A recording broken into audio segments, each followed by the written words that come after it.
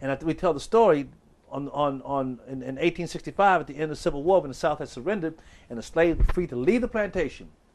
3 black slaves was going with their ragged clothes and bare feet, going down the dusty road, they kicking up the dust, singing the old Negro spiritual. Free at last, thank God Almighty, we're free at last. Hands all up in the air, and they all just suddenly stop. And they slowly bring their hands down. And they all look at each other and go, where are we going? Where are we going? They don't know how to read, don't know how to write, don't know nothing. Where are we going? And that was one of the mistakes of the Reconstruction era.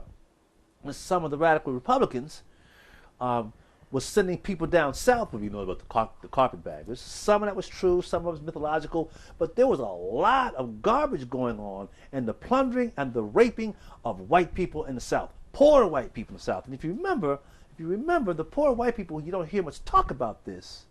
The poor white people was already suffering in the South from slavery.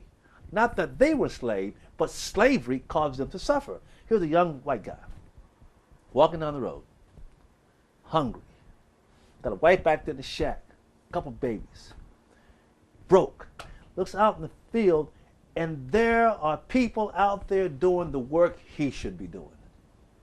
Goes down the road further. There's guys building a house, slaves, doing the work he could be doing. The rich Southerners was hurting the poor white Southerners. But guess who's getting the blame? The black folks. So when the war was over, and they started putting black folks into assistant governors and assembly people and managers and mayors and police sheriffs and so forth and so on, we didn't know what the frick we were doing. But we were listening to someone else. We were being puppetized, just like in 1964, when we finally sat down with the federal government about our civil rights. The kingdom didn't know what they were doing, so the Democrats puppetized them into the destruction that we're in today. And so, with all that bad governance going on in the South, that created a wound, a deep wound in Southern white people to this day.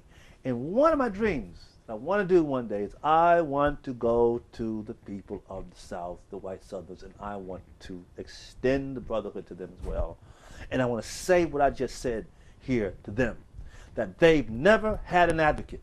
And every time they get an advocate, it's a David Duke or some racist Ku Klux Klan redneck Nazi who stands up for them. They're going to sing white people, man. And when a white cat says, I'm white and I'm proud of it, oh, you're a racist. Wait a minute. That cat just said black power, black and proud. Why can't I say white power, white and proud? What's up with that? What's going on? That's not fair. See, and I've always yearned and longed that someday, I've looked for white cats to work with on this, to become a Martin Luther King of the poor white people in this country. They don't have a voice. You know? And if mark my words, if a white dude or woman in this country suddenly rose up and start talking about the fact that not only are blacks living in urban centers, but whites are too. They're white gangs. They're white drug addicts. There are white women who are pregnant with children. There are white people on welfare. In fact, there are more white people on welfare than black folks. Well, in America, of course. They will call him a racist. They'll call him a white racist. What is wrong with a white guy or a white woman caring about the needs of their people? What's wrong with Hispanic or Asian? See? And this is some of the healing that has to take place. Right there. The Civil War has not been healed.